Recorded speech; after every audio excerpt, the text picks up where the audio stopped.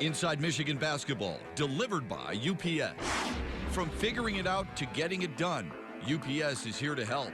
Visit solvers.ups.com to learn more. By your local Toyota dealers, visit buyatoyota.com. Toyota, let's go places. By Absol Pure Water, the official bottled water of the Michigan Wolverines. And by Wallside Windows, we can do that. We are the factory.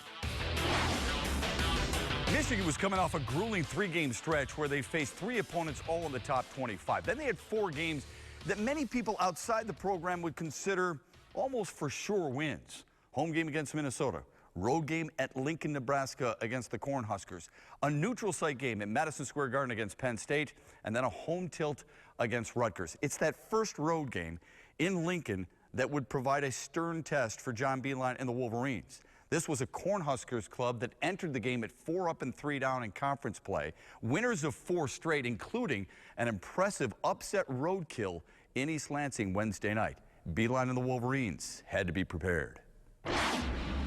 Everybody on the East Coast is snowed in watching basketball, man. It's a great day for you to go out and have some fun playing basketball, right? So today's a great day, right? Play in front, plus come out to Nebraska and play in front of a packed house, an absolutely packed house. Excited to see a Michigan team play against a great Nebraska team. Our leaders got to be better than their leaders today. So packed house, they'll be able to message pretty easy because the crowd won't be against them. You're going to have to message strong with each other and pass it on. This is not a time for the guys faint of heart right now. And this is the most important for our will. We have willed some games right now. You have actually willed some games. The Maryland game you willed. The North Carolina State game you willed. The Texas game you willed. You were not going to lose that game. You were going to make the plays. You got that same opportunity right now.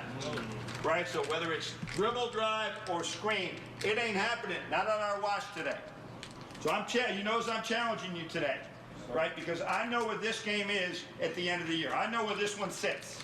And we aren't coming in and out of this game without guys taking every bit of opportunity for it. This is not just another game. This is the only game we got left on our schedule. Michigan struggled with their shot in the win over Minnesota, but they found it early in Lincoln. Duncan Robinson hit a pair of triples. Aubrey Dawkins was dialed in from long distance, and so was Derek Walton on the break, and Michigan jumped to an early 18-6 lead. Nebraska would respond with a 5-0 run before Ricky Doyle made a strong post move. Pounds it on the deck with the right hand. Off the glass and good. Ricky Doyle converts, and Michigan's in front 21-13. Michigan got 8 first-half points from Duncan Robinson, 6 each from Walton and Mark Donnell, holding a 3-point lead, 33-30. The Wolverines started strong in the second half behind a 3 from Robinson and a strong take from Muhammad Ali Abdur-Rahman, and the lead was up to 8. They would add to that lead behind Zach Irvin's strong outside shooting. Knocked out of his hands by Shields, around a screen from Donnell. Strokes a 3, bang! Right side, Zach Irvin, second triple of the day. He had a quick 5 points to start the second half, and U of M led at 47-33. They would bump it to 18 before the Cornhuskers would answer with a 10-0 run by attacking the lane.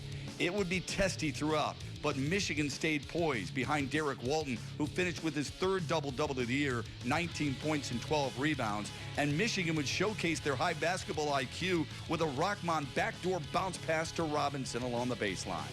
Spins away from his pressure. 5 seconds to go. Bounce pass, Robinson jams it down. Beautiful pass, Rahman to Robinson. That's big time. That's big time. The Wolverines would hit their free throws late and end up shooting better than 53% from the floor, winning at 81-68. They're now 6-0 all-time against Nebraska since the Cornhuskers joined the Big Ten. It was a team win in so many different ways, right? We took their best shot, didn't we? We took a hell of a shot from them. We had 14 turnovers. We threw the ball away. They got some runouts. They got some plays. And at the same time, we took their best shot and still made it happen. So really proud of the way you performed. When they came back, got it to 2, and you had thrown the ball away. Right now you go and they foul you, right? So guys that don't have the right type of courage now miss those shots. You buried those 2 babies, right? And I owe my teammates. That ain't happening on my watch. That's great stuff. So we are have a lot of gratitude right now for each other, the way we performed today. And everybody from Rick's big leg whip jump on. And Mark and Mo catching at the rim. Yes, we got big. Yeah. And we did a great job as a team. So now you've proven you can win. You can win. We're probably very few teams can win in here this year. And you've proven you can do it. And you can win, and we're just going to keep getting better and better and better as we go along. You got a great rest day off tomorrow. A great rest day off. So now it goes on where we got Rutgers Wednesday. Can't give this one back, can we? No. So the same. I sense you were really focused for this one. You could tell Coach was this morning, right? I was amped up. I only had 2 cups of coffee by the time you saw me. It was like at 20, but I was amped up because I see things in you don't see. We embrace it, coming to a place like this and winning on the road. I mean, that's a challenge, and that's a really good team. So it's fun coming in here and banding together and getting a win. This is a great Nebraska atmosphere, and we knew it was going to be a tough one to come in here and try to get a win. But we came out and got a good win tonight. Only 4 teams in the last 64 games have played Nebraska and shot 50% or better, and yet your club came out and did that. Boy, it seemed like they ran their offense to as good as you could hope. Well, they guard you really well, and we had to find our spots. And the whole game, the coaching staff and the players are reading how they're playing us, who's playing who, what screens are they switching, if any. And what I liked about this team, they continue to adapt. And whether they were playing out there on their own, which was several times, or running the play calls, that's as good as we've executed as far as taking advantage of what they were doing defensively and trying to exploit it. Terry Mills brought that up in the broadcast. He actually said, I see that John Beilein sometimes isn't calling every play. These guys are really taking ownership. No, I really, they were calling stuff coming up the they're calling our plays, but calling it going up and then just taking what they were giving us here and there and trying to take advantage of it. So I've just, we went to the foul line. We made our foul shots. We had the big stops when we needed to. Played really good defense, all the way down the stretch. Derek Walton continues to show why I think he's an all Big Ten conference guard. Another double-double for him tonight. Yeah, when guys that rebound like that are really rare that you can find those. And he really is just evolving as a leader. I told him again, Derek, down the stretch, man, the ball's going to be in your hands. Just see everything you can see, make the right play, and shoot it when you're in doubt. He did a really good job. But we had Duncan has been standing in that corner all year long. We've been trying to, you got a backdoor cut, right? You got a burn cut. He had 2 of those. Mark Donnell made foul shots, got a big block there. Everybody just is trying to play their role, so that's a happy locker room, Matt. That pass from Rockmond to Robinson baseline that goes backdoor, that might have been the play of the Big Ten season so far. Well, it was good for us. It wasn't exactly a Glenn Robinson dunk, but it was a Duncan Robinson dunk, so we'll take it. Yeah. Now, it was really, those are stuff we're not drawing up. They're playing basketball, and finally, Mohamed's seeing that like that. But it's really important when people are just, they're standing there guarding Duncan. He can't just stand there. He's got to move without the ball. I got to bring up Zach Irvin's defense yet again. You and I seem to talk about this after every broadcast, and here's a guy who limits Siobhan Shields, a really good player, to a frustrating night for him. Yeah, he's, and without fouling. Yeah. And so, yeah, that's really key. And he's got spin moves. You saw everybody what he did up at Michigan State. He can get a lot of baskets. So it's really it's a great testimony that he has bought into being such a team guy. So who plays the 4 and the 2 on their team, right? And he plays the 4 defensively. Yeah, he plays the 4 on defense, and he plays the 2 on offense a lot. And the 3 on offense. So he's got that versatility that I think is going to really help him grow to be a special Michigan player, but beyond as well. Congratulations. All right, thanks, Matt. Out there, and we are taking action. We are in people. We are guarding them. We are not letting them run their stuff easily. We're distracting them, right? We're not guessing. That's what we're going to do. We were guessing. We're hugging our man. Are they going to score or not? No, we're reacting and we're playing. Rebounded by Irvin. Irvin pushes left to right with Michigan in front by 13. Detonates, drives. Now forced it up and in. I'm just proud of our guys, how hard we were able to fight. We knew they were going to make our run. Every game in the Big Ten is going to be a dog fight. You're not going to shoot well every single night. You're going to have some miscues. You're going to miss some bunnies. But it's all about just, keep fighting and, just finding some whatever way it may be, is finding that way to win. Michigan had won 7 straight in the series against Minnesota. They extended to 8 with a win over the Gophers, but before the game, and actually after the game at Iowa, you told me this is one of those games that makes coaches nervous because Minnesota's going to beat somebody. Right. You just didn't want it to be you. Yeah, they've been right there at a couple of games. Now they got blown out of a couple of games, but they've been right there. They beat Clemson. right, early in the year. And as you see what Clemson's doing right now, Clemson's got a lot of quality. So they got the talent there. It's young talent. It's trying to win in this league. Reminds me a lot of our team last year, where they got some guys out there that are trying to figure some things out. And so I think it bodes well for their future. You shot under 40% this year, I believe, 4 times. This is the first time you've won a game like that. Did you get the shots you wanted and they didn't fall? Or were guys rushing their shots? We had some really good looks a few times. They did a few things defensively that we sort of expected, but we didn't execute well enough. We had one-day prep, and we tried to do the best we could without tiring them out. And I think we were a little tired, too. I think we gave them a day off, but, Matt, you know my team, on a day off, they still don't take a day off. They get in the gym, and guys like Duncan Robinson are going to go make a couple hundred threes and really can't do it. You got to the banging in the Big Ten, you got to get your rest. So we got to make sure that we learn from this game. We'll watch video tomorrow, and we'll rest tomorrow. After Iowa, you lauded the leadership qualities of Derek Walton. I would guess after a game like this, you do the same with Zach Irvin, his 4th double-double of his career. He's playing at a high level, Matt. I mean, he's taking the ball to the basket. We saw a freshman that everybody looked at, and he's going in and making 6 threes at Minnesota. He's coming off the bench in the NCAA Elite 8 and just knocking down shots. All right, here we go. But basically, that's all he did. He didn't guard very well. He did not pass very well, and he did not rebound at all. And right now, if I had to choose one guy to guard somebody, he'd be one of the few. If I had to choose one guy to go get a rebound, he'd be one of the few. And one guy to get a 3-point shot or pass, he's really seeing the floor. So we're playing through him a lot, much like we did Karis. Be anxious to get them both back together. Coffee with the Coach brought to you by Tim Hortons Cafe and Bake Shop. From Dean in Ann Arbor, he wants to know about the Stretch 4. Why is it so popular in today's college basketball and today's NBA as well? Well, this thing we're standing on right here, this the three-point line right now, is what has changed out of my Stretch range, 4. Coach. Out of my Everybody, range. there was the power forward before this line came in. And then once that line came in, actually because we couldn't get good power forwards at Lemoyne College, I made a 2-guard, a Stretch 4, and all of a sudden our offense opened up. So as a result, it is an important part of the game.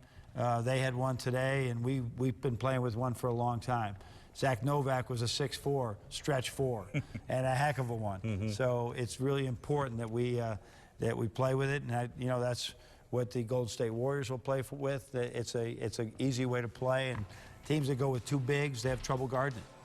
Congrats on your 8th straight win at the Chrysler Center. Thank you very much. Welcome back to Inside Michigan Basketball. The women's team beat Penn State on the road 91-87 for its first win in Happy Valley since 2001. Sophomore Caitlin Flaherty led the way once again for Michigan with 23 points. Freshman Hallie Foam scored 18 points, and senior Madison Rostovsky added a season-high 15. The Wolverines shot 53%, but committed 23 turnovers, which helped keep the Nittany Lions in the game. Michigan improved its Big Ten record to 3-3. 7th-ranked Ohio State visited Chrysler Center on Thursday. Michigan's good start earned the Wolverines an 11-9 first-quarter lead. But Ohio State goes on a 12-0 run to take the lead for good. The Wolverines battled and closed the gap to 5 points a number of times, but the Buckeyes always responded. Michigan cut the visitors' lead to just 3 points late, but Ohio State held on. Flaherty led Michigan with 22 points. Thome had 21 points and 12 rebounds, while senior Kelsey Mitchell added 14 points and Sierra Thompson chipped in with 13. 97-93 Ohio State, the final from Ann Arbor. Kelsey Mitchell has had quite the impact on her team these last few weeks. After tearing her ACL as a freshman and breaking her foot as a sophomore, Kelsey is finally having the season she's always imagined. I really haven't been playing since high school, so it's really good to actually get out there playing, no injuries, and just having fun. I tell her all the time, I'm like, I'm so proud of you, because last year she had a little rough patch and she couldn't play for half the season, and now she's blowing up. I think she's getting all the credit she deserves. Kelsey is also the ringleader when it comes to producing hilarious video clips that she calls Webster's Word of the Week. It started back in high school with my best friend, and we said, I can't remember the word she said, but she just said a word, and I was like, that sounds like such and such. And then we just started going off of that, and we've been doing it ever since. We take a word and we use it not in its context. We try to make it into a sentence. So let's say hurricane, okay? How we would use it in a sentence is, my granny fell, so we should go buy hurricane. Kelsey is the producer-director with the goal of creating a short video every Wednesday that gets posted to Instagram. Everyone has a say. I always ask, see, does it sound good? No, I like this one over here. So we all pitch in what we think. Dang, it's getting late. I know, man. What you gonna do? What if I spend the night? Now you know my granny be tripping. She don't like last-minute stuff. Man, I'll ask her. Granny Pearl! Yes? You've played a range of characters. Which one do you think's been your favorite? Probably Granny Pearl. I would say she's a one-hit wonder right now, but she had the least amount of lines, but I mean, most people, she's like one of my most remembered characters, I would say. I think my favorite one have to be Omelet. Thank you, Principal Thomas. I definitely would deal with her. Sierra! What? So you got in trouble in school again today, Sierra? You know what? I'm tired of this. I'm gonna let your daddy handle it. It's just a time that we get to like express our funny side, our different personalities off the court, and it's just a lot of fun to do. Like, just as a team, it brings us closer together. Kelsey has produced more than 150 episodes, and there's no end in sight. For Inside Michigan Basketball, I'm Sarah Van Meter. Why'd you lie? Why'd you lie? Inside Michigan Basketball, delivered by UPS. From figuring it out to getting it done, UPS is here to help. Visit solvers.ups.com to learn more. By your local Toyota dealers. Visit buyatoyota.com. Toyota, let's go places. By Absol Pure Water, the official bottled water of the Michigan Wolverines. And by Gardner White, you'll overpay anywhere else. It's now time for our Al Rose Steel Iron Man of the Week. Here's Ed Kingerski. Let's start with the name, Devontae Jalen Wilson, or DJ. His mother, a big hip-hop and college hoops fan from the 1990s. My mom was a big, Jodeci fan back in, the 90s and stuff like that. And one of the members was Devontae. She just really liked the name, so that's where I got Devontae from. And then she was a big Jalen Rose fan as well. She spelled my name Jalen, but or she named me Jalen, but she spelled it with a Y instead of just J-A-L-E-N. Now his game. The redshirt freshman brings tremendous versatility in a 6', 10" frame. Steal by Rockmont, leads a 3-on-1 break. Left side, Wilson stuffs it through with the left hand. A jackhammer from DJ Wilson. One of Wilson's best attributes is his wingspan, measuring a whopping 7 feet 3 inches. Just think of having this guy D up on you. I think it just helps me out as far as getting to the rim, finishing in different ways, altering shots at the rim when I'm on defense, and just being able to give guys a little bit more room because I can contest a lot further out. Behind the scenes, DJ is one of the hardest workers on the squad. Strength and conditioning coach John Sanderson called Wilson's redshirt season the most productive of any athlete he's worked with. We've never seen an athlete that have improved 7 inches on the vertical jump. And it's pretty common to have a 2-inch, 3-inch improvement. Even 4 is really tough to get. So he just had a great year. He developed 20 pounds of lean muscle mass. In all areas of his strength development, everything improved, and he had a great year. The California kid was once described as having boundless potential. So brace yourselves, Wolverine fans. His best is still to come. If I just continue what I've been doing and stay motivated and just keep on the track that I've been on, I think everything will turn out great. Exactly what the Maize and Blue are hoping for. For Inside Michigan Basketball, I'm Ed Kingerski. Ed, thanks. Next week, we invite you back here on another edition of Inside Michigan Basketball. We'll be at Madison Square Garden for not one, but 2 games, Michigan and Penn State, one on the hardwood and one on the cold floor, and of course, a home game against Rutgers in the middle of the week. All that and more coming up on next week's edition of Inside Michigan Basketball. Until then, thanks for joining us, everybody, and go Blue.